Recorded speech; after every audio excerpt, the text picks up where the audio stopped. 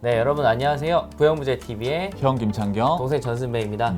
팀 또 이번에는 2021년이 이제 끝나고 또 2022년이 또 이렇게 왔는데 네네. 또 저희 또 구독자분들한테 또 네. 저희 영상 보시는 분들한테 한번 네. 인사를 해야 되니까 한번 인사 한번 드리고 시작을 하시죠. 네네.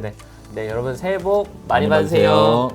오늘 저희가 이제 영상을 또 할 거는 저희 이제 2021년도를 그래도 한번 좀 되돌아봐야 될 것 같아서 그렇죠. 이제 2021년도에 또 지가가 또 얼마나 올랐고 그렇죠. 서울시의 거래라든가 강남구 거래라든가 또 어느 지역이 또 많이 거래가 됐는지 팀장님이 또 딱 볼 수 있게끔 자료를 이렇게 정리를 해오셨어요. 제가 데이터를 좀 좋아하잖아요. 네, 맞아요. 그래서 이제 저희가 국토부에서 실제로 자료를 가지고 한번 자료를 한번 만들어 봤는데 네. 여러분들이 한번 이 수치를 가지고 이번 연도에 한번 좀 투자를 한번 좀 정해보는 것도 괜찮을 것 같아서 이렇게 한번 영상을 한번 좀 준비를 한번 해봤습니다. 빌딩 투자를 하시는 분들은 아시겠지만 2021년도에 빌딩 시장이 굉장히 핫했습니다. 뭐 핫하다 못해 그냥 불타올랐죠. 네네. 그래서 약간 스포를 드리자면 굉장히 많이 올랐습니다. 네, 정말 놀랄 만큼 뭐 6%, 7% 이런 수준이 아니라 정말 많이 올라서 한번 같이 보셨으면 좋겠습니다. 네, 한번 보시죠, 여러분. 네, 그럼 먼저 서울시의 월별로 거래량은 얼마나 됐는지 한번 먼저 보시죠.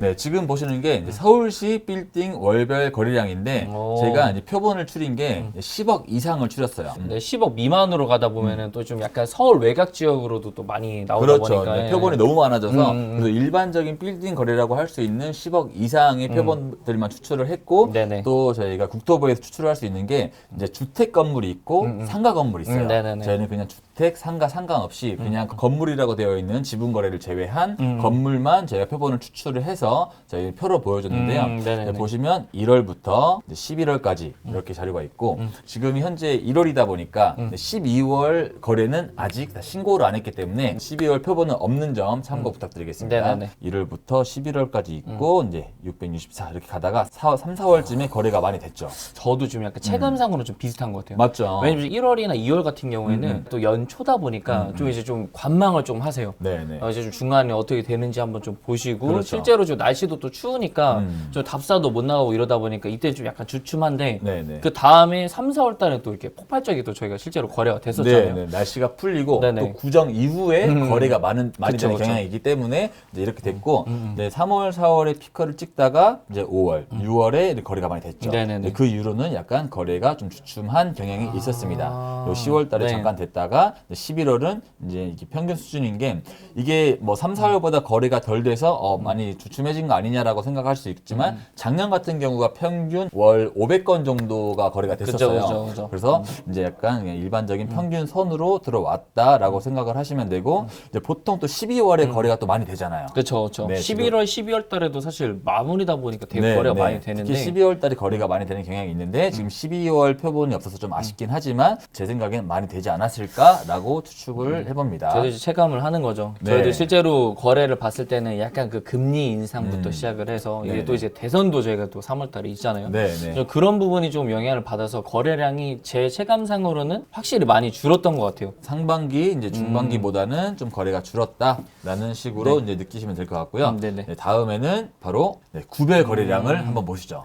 많다. 네네. 네. 저희가 정리를 한 게 강남구부터 이제 중랑구까지 이제 오름차순으로 정리를 했고요. 저기 보시면 색칠이 돼 있잖아요. 네네. 이제 1월 달에 3개가 색칠이 돼 있고 2월에도 각 월별로 3개가 색칠이 돼 있는데 상위 거래량 3개 구를 저희가 추려봤어요. 일단 뭔가 재밌죠? 어디 좋은 약간 네. 웃긴 것 같아요. 왜냐면 네네. 지금 여기 상위 구별로 지금 표시가 된 게 네네. 강남구, 네. 마포구, 용산구란 말이죠. 거의 네. 독식을 하고 있죠. 강남은 한 번도 거래량 타이틀에서 떨어져 본 적이 없고 마포구도 2개월을 제외하고는 다 항상 상위 3위 안에 들었었고 이제 용산구는 6개월 정도가 네. 이제 항상 3위에 들었던 이제 거래량을 보여줬습니다. 아니, 저는 근데 예상이랑 완전 다른 것 같아요. 아. 아니 누구나 다 아니 이게 강남 3구 하잖아요. 그렇죠. 그러면은 당연히 강남, 서초, 송파 이 그렇게. 거래량이 가장 높아야 되는 게 맞지 않을까. 왜냐면 일단 강남구에서도 그 잠원동 쪽이랑 반포동 쪽은 또 서초 쪽에 또 포함이 된단 말이죠. 그렇죠. 서초구니까. 네, 근데 실제로 거기도 올해 거래가 상당히 많이 됐음에도 저는 이 서초구가 약간 의아해요. 하지만 서초구도 거래량이 뭐 43, 45에서 40이었을 뿐이지 거래량이 많이 없진 않았지만 상위 3개에는 마포구랑 용산구가 많이 들어갔다 이거 확실히 또 라고 보시면 됩니다. 확실히 이렇게 지표를 이렇게 보니까 특이하네요, 선생님. 네네. 확실히. 하지만 저희가 이 지표로 확인할 수 있는 건 강남 불패. 강남은 단 한 번도 거래량에서 밀린 적이 없고 네, 항상 나머지 구로 강동구, 광진구 이런 게 동작구 하나씩 보이기는 하지만 그래도 항상 강남구가 거래가 많았다라고 생각하시면 되죠. 마포구는 확실히 약간 지금 홍대 상권도 있고 뭐 연남동도 있고 사실 좀 저희도 영상을 찍었지만 약간 꼬마 빌딩이 성지다 보니까 그렇죠. 작은 금액은 아닙니다만 뭐 작은 금액으로도 투자를 할 수 있는 좀 그런 지역이라서 좀 많은 것 같은데 네네. 용산구 같은 경우에는 사실 이제 용산역이나 이쪽은 좀 약간 정비구역이 많잖아요. 그렇죠. 네, 네. 실제로 저희가 건물을 거래하기엔 좀 어려움이 있는 지역인데 네. 여기에 관련된 용산은 그 한남이라던가 이태원 쪽 이쪽이 네. 조금 많은 것 같아요, 그렇죠? 네, 이쪽 거래가 많이 있었기 때문에 거래량이 좀 받쳐주지 않았나라고 생각이 됩니다. 이 지표를 보니까 상위 세 구를 제외하고도 또 어느 지역을 조금 더 많이 선호를 하는지 알 수 있을 것 같아요. 네. 네. 그러니까 여러분들이 이런 지표를 보시면서 중요한 게 뭐냐면 인기가 많은 구를 사야 내가 팔고 싶을 때도 수월하게 팔고 나올 수 있다라는 거를 감안하시면 되고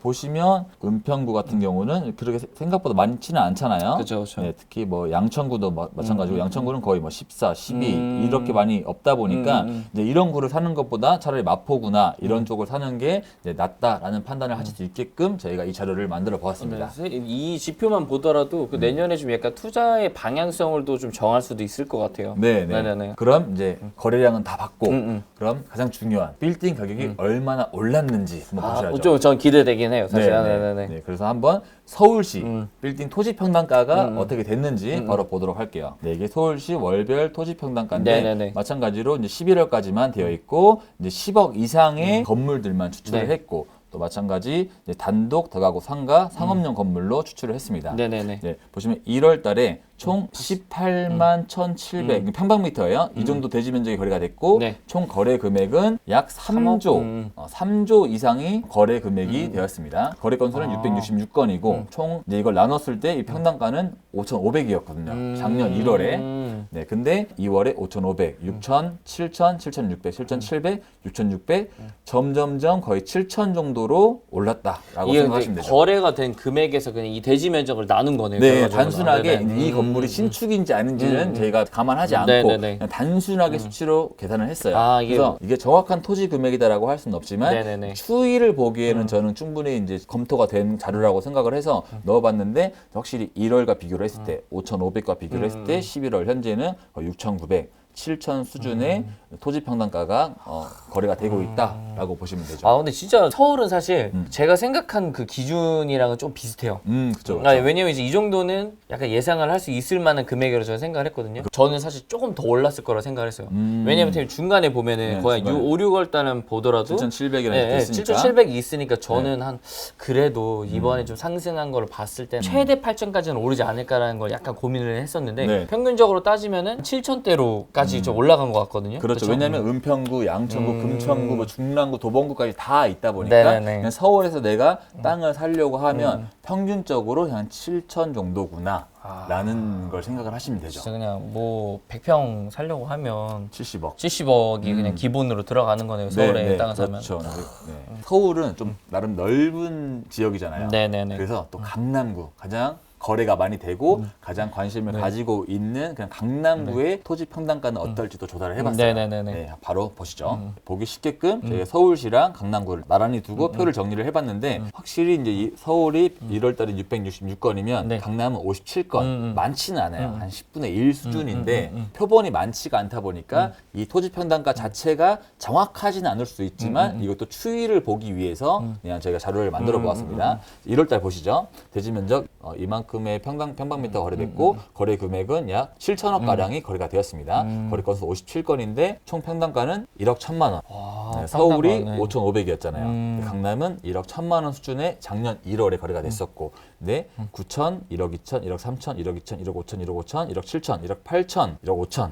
이 정도로 이제 올라왔다. 근데 이거 진짜 맞는 것 같아요. 객관적인 것 같아요. 실제로 저희가 지금 뭐 매매사를 보거나 네. 실제로 저희가 그 기본적으로 강남의 평당 금액을 얘기를 할 때는 네. 저희는 정말 이제 기본적으로 1억을 기본 베이스로 깔고 그렇죠. 들어가거든요. 네. 근데 이제 이것도 심지어 만약에 대로변으로 들어가면 뭐 3억대로 또 늘어나기 때문에 그 4억, 네. 뭐 삼성동 쪽은 뭐 5억, 6억 그렇죠. 있고 하니까. 뭐 강남역에 거래된 것도 뭐 6억이고 막 이러니까 평균적인 금액으로 봤을 때는 이 금액이 좀 상당히 조금 객관적이다라고 좀 생각이 좀 들고 근데 진짜 확실히 진짜 차이가 서울과 강남 비교 차이가 거의 두 배 가량은 나왔네. 나고 있다라고 보시면 돼요. 여기 이제 서울이 이제 평균 7천만 원 정도 나고 네네. 이제 강남구를 저희가 한 1억 4천 정도로 1억 5천 예, 정도로 보시면 될 것 평균으로 같죠. 낸다고 하면은 네, 진짜 네. 딱 두 배인 거예요. 네, 그죠? 네, 그렇죠. 왜 사람들이 내가 강남을 좀 투자를 해야 되는지 약간 이 지표로도 좀 설명을 해주는 것 같아요. 네, 네. 근데 이 지표를 보시면 또 여긴 9,900인데 거의 1억 수준인데 또 1억 8천도 있다 보니까 물론 표본의 수가 작아서 그런 거긴 하지만 네네네. 강남구는 정말 50% 이상은 올랐습니다라고 이 수치를 보니까 말씀드릴 수 있을 정도로 표가 다 보여주고 있습니다.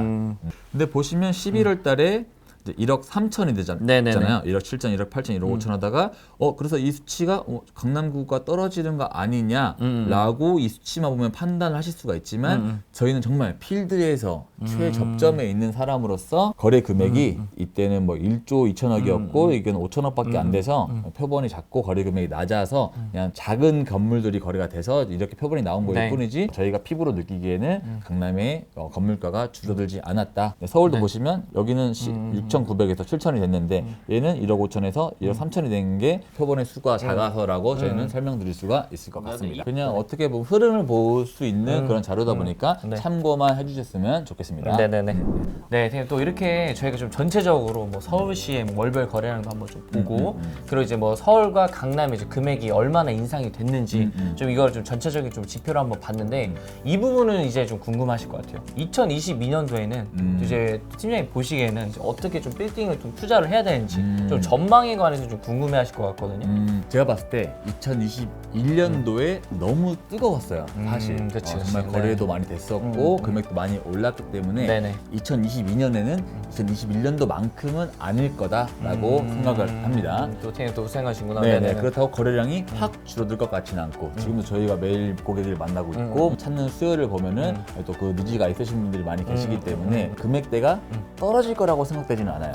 그거는 저도 뭐 똑같이 동감하는 네, 생각이에요. 네, 네네네. 특히 아까 보셨다시피 선호 지역인 뭐 마포, 용산, 강남 쪽은 아직도 많은 분들이 찾고 계셔서 금액이 우상향 곡선을 탔으면 탔지 뭐 아래로 하향 곡선을 탈 거다라는 느낌은 당분간은 안 올 거다라고 생각이 듭니다. 그래서 좀 많은 분들이 좀 그 생각도 할 것 같아요. 되게 금리 인상이 또 두 번이나 또 된다는 얘기도 있고 그렇죠. 또 우리나라에서 좀 중요한 또 대선 있잖아요. 그렇죠. 또 이걸로 인해 또 부동산 투자에 관련된 게 또 좀 바뀌니까 그렇죠. 이 부분은 또 팀장님 어떻게 생각하실지 또 궁금할 것 같아요. 네, 그래서 이제 금리 인상은 지금 좀 많이 됐고 네. 근데 앞으로도 한 몇 번 될 것 같기는 그쵸, 한데 그쵸. 근데 가장 중요한 게 대선이 있잖아요. 그래서 2021년도에도 그렇지만 이제 1월, 2월, 한 3월 정도까지는 관망세가 이어지지 않을까 싶고 이제 대선 이후에는 제가 봤을 때 어느 당이 되더라도 그 이후에는 거래가 다시 좀 원래대로 복귀를 하지 않을까라고 생각을 합니다. 그 약간 좀 종합해 보면은 일단은 3월까지는 약간 좀 관망을 하다가 이제 나중에 이제 조금 그 상황에 맞춰가지고 좀 투자를 하는 걸 또 바라고 네네. 결과적으로 이제 건물의 금액이 떨어지기보다는 똑같이 또 우상향을 할 거다. 네, 이제 네. 다만 이제 2021년도보다는 조금 거래량이 떨어질 거라는 말씀이네요. 네, 그렇죠. 그만큼 핫하지는 네네. 않지만 평균 수준은 충분히 유지할 거라고 네. 생각을 하고 또 부동산 네네. 자산 자체가 그 엄청 충격에 그 대형이 즉각적각으로 반응하는 그런 탄력적인 자산 상품이 아니에요. 그거는 맞는 말씀이에요. 네, 네네. 네. 그래서 금액이 바로 떨어질 거다라는 기대를 하신 분도 있겠지만 네네네. 저희 입장에서는 이제 그러기는 쉽지 않다 당분간은 라고 생각을 하고 있습니다. 최전방에 있으니까 또 그런 것도 또 한번 설명을 드릴 네, 수 네. 있는 거죠. 매일매일 피부로 느끼고 있는 사람으로서 맞습니다. 그렇다고 생각을 합니다. 네, 2022년도에는 또 저희랑 함께 여러분의 좀 빌딩 투자가 좀 성공하시길 또 기원을 하면서 오늘 영상은 여기서 이렇게 마치도록 하겠습니다. 저희 영상 도움이 되셨다면 구독과 좋아요. 부탁드릴게요. 안녕.